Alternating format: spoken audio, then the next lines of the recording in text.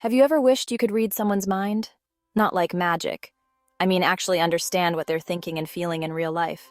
You can't literally hear thoughts, but you can get shockingly close. Here's how, in a simple human way that anyone can use. First, notice that people leak information. Their body, face, tone, and tiny choices give away what's really going on. The trick is learning what to watch for and what to do with it. Step 2. Listen to tone and words. People say more in how they speak than in what they say. A casual, "I'm fine with a flat, quick tone" often hides discomfort. Someone who repeats a word or hesitates may be trying to find the right truth. Pause after they speak. Silence makes people fill gaps with honesty. Okay. Step 3. Mirror and match. Subtly match their posture and tone. When you mirror someone naturally, they feel understood and safe. That lowers defenses, and they reveal more of what's in their head.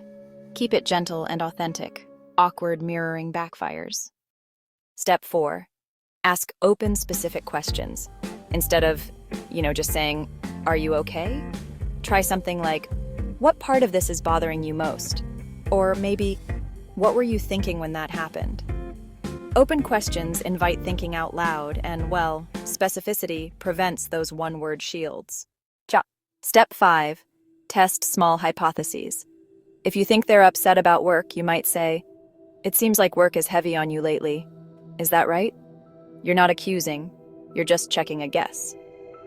Their reaction, whether it's relief, correction, or expansion, tells you if your read was accurate. Step 6. Notice patterns over time. Mind reading really gets powerful when you start tracking consistent signals. Maybe every time they cross their arms and bite their lip, they're actually protecting themselves. Patterns like these let you predict feelings before they fully form. Finally, confirm and care. When your read feels pretty solid, verbalize it gently. "I'm sensing you're frustrated about X. Do I have that right?" If you're right, this kind of validation creates trust. If not, you get a chance to learn and adjust. Reading someone's mind isn't about being psychic. It's empathy, plus observation, plus asking smart questions. Practice these steps. Observe, listen, mirror, ask, test, and confirm.